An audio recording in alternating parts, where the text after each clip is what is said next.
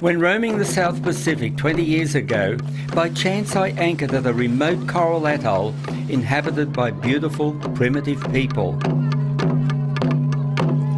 From this Eden, they harvest the bountiful fish.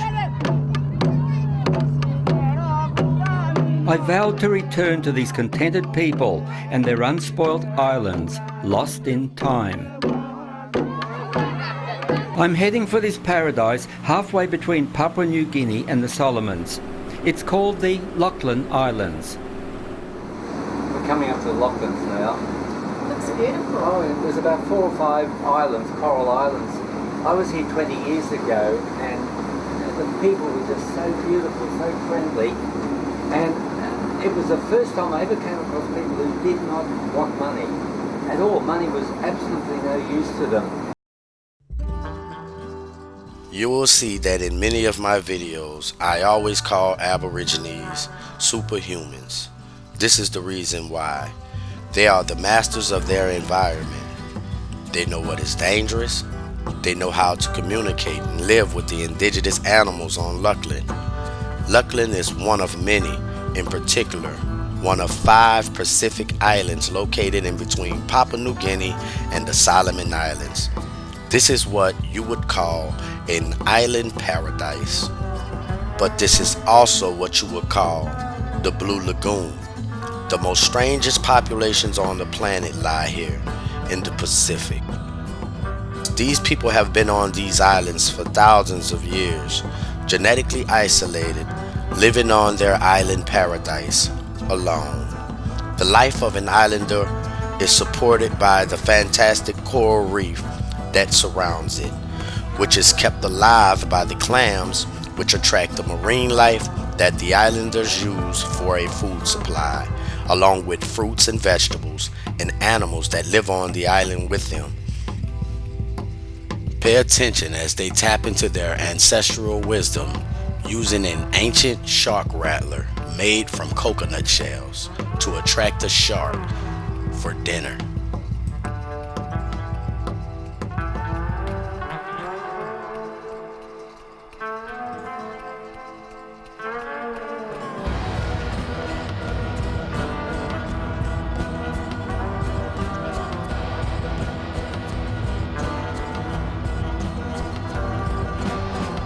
When someone says to become one with nature, this is what they truly mean. To coexist and participate and play your role in the great circle of life without harming Mother Earth or her creations. This does not mean you should not eat meat. It just means that you should not take more than what you need. And as long as you follow those principles, you are in line with her spirit. Yes, she is the great spirit. Everything that is living has a spirit. Island canoes come out to meet us. I wonder if they will remember me. Hi. Hi. It's Ben. Carl. Carl. And Moses. Moses here? No. He's away from here. He went to Woodlock. Woodlock, oh. And Selene? I down here. Over there. Do you remember about 20 years ago, you'd be a little boy, a boat come in here called Beaver? That was my boat. Oh, yeah? Yeah. So I came in here and made a film on the Lauaghlan Islands, and that's why we've come back to make another film here. Okay. We brought the film along with us, and I was going to show it all to you. So I'd really These like to islanders meet are found on these islands living in complete happiness. Although missionaries love to make documentaries and say that they are cannibals or that they are collecting skulls of their enemies, although they are the skulls of their ancestors. Pay close attention. They love to trade tobacco or pigs with indigenous people because their money is of no use. Why pigs and tobacco? Because it is what Aborigine people recognize and like. And it is also the same thing that they sell to you here in America.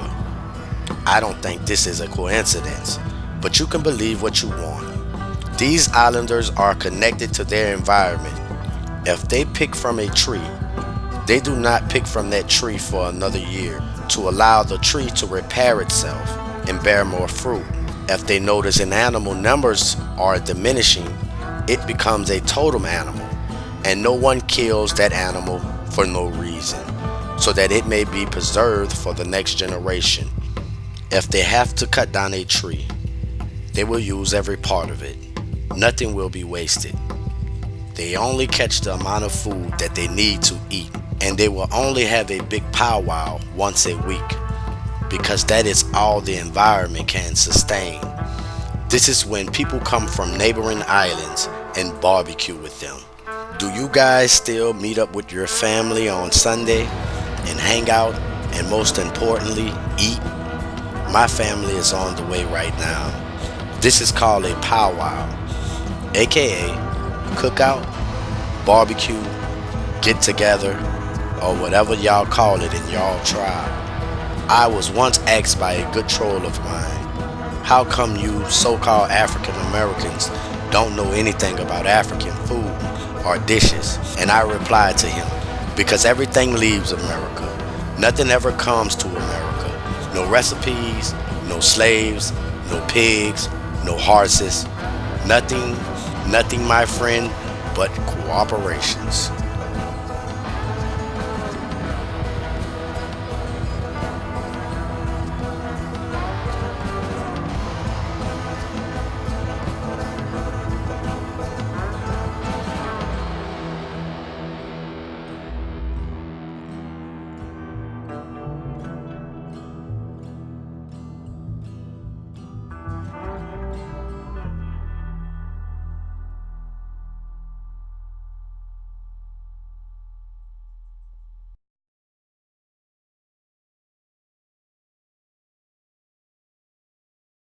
You seem to be pondering. Penny for your thoughts. Well, I'm a bit disappointed. You know, I envisaged coming here and there would be all the women in grass skirts, the men in laps, just like they were 20 years ago. And here they come on board and they're in bloody T-shirts. And even the beautiful Sinelli, she's in a dress. And I just couldn't believe that in 20 years, you know, Western civilization had encroached on what I thought was one of the last remaining places where, you know, the island of time forgot. Yeah, I know what you mean. I mean, I know they're wearing clothes, and I can see from your old film and what I've seen now that they may have clothes on, but they still have their traditional ways, the same ways that they were doing 20 years ago. Well, talking to them, you know, they're still madly keen on going out netting and fishing, and they still live off the coconuts. Virtually everything that that I was filming 20 years ago. So I guess they haven't changed, except for the T-shirts. And, you know, they say clothes maketh the man, but out here on natives, no. I know, but you know those guys that were in your film, I think they were about 20 in your film, they're now 40? We were talking to them on the beach. They were telling me before that they had a little surprise for us. I don't know what they're going to install, but they're going to come out soon. This is a pleasant surprise. It makes my day.